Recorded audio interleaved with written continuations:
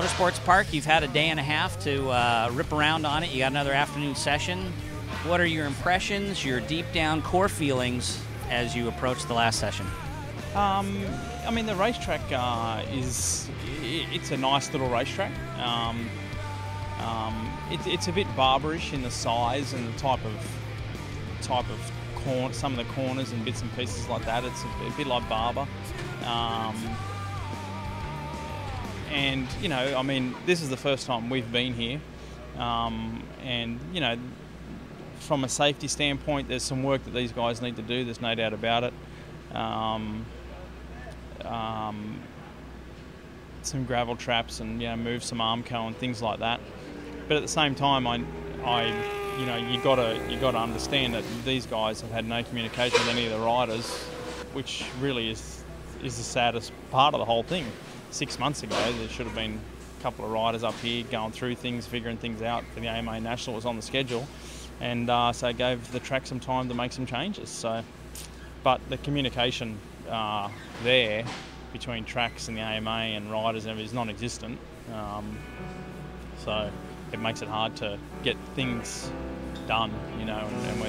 But these guys seem very accommodating, and I know a couple of the guys that are working here, and I've known them for quite a while, and I think they're good guys. And you know, I'm sure they'll make a few of the critical changes that need to be made before September, and then going into next year, I'm sure they'll make some more.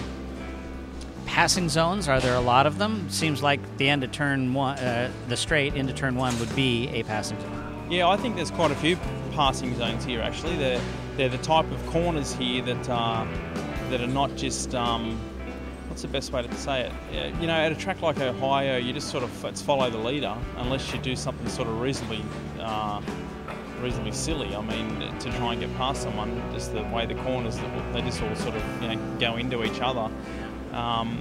Here, there's a lot of corners that are fast, that you lean into, and you can really get set up to get a good drive out of and try and get up the inside of somebody before the next one. So I think passing here is going to be pretty good. I think it's quite a few areas.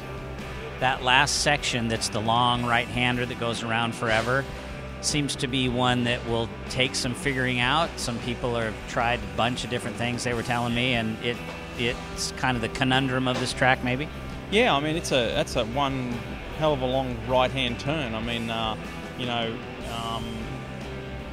almost. I mean, you could probably say realistically that turn is about 200 and, you know, probably 250 degree turn from the time you start it to the time you finish it. So very long turn, trailing throttle, sort of picking up the throttle.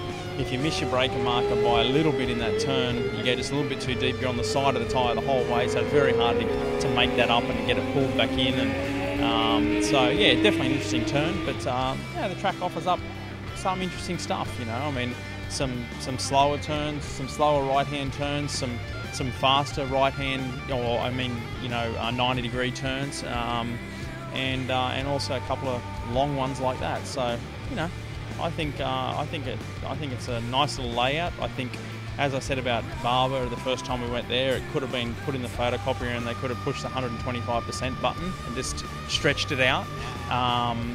But you know, I guess for, you know, from what the future seems to be of 450cc single racing, it's probably going to feel pretty big. All right. Thanks, Matt. No worries, guys. Thanks.